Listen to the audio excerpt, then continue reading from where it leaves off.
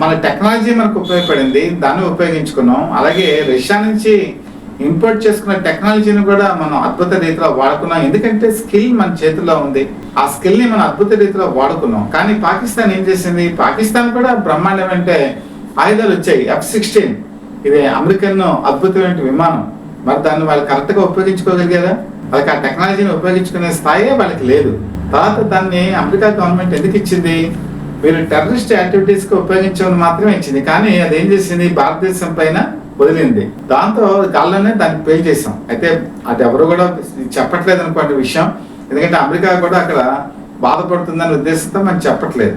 ఓ పక్కన చూసుకుంటే GF-17 thunder, ఇది కూడా అత్యాధునికమైన ఆయుధంగా చైనా ప్రకటించుకుంది. ఆ విమానం తీసుకొచ్చి వాళ్ళు పెట్టుకొని దాని మీద కూడా మన మీద ప్రయోగం చేశారు. దాన్ని కూడా మనం గాల్లోనే పేల్ చేశారు. 2 విమానాలు ఇప్పటికి పేల్చినట్టు తెలుస్తోంది.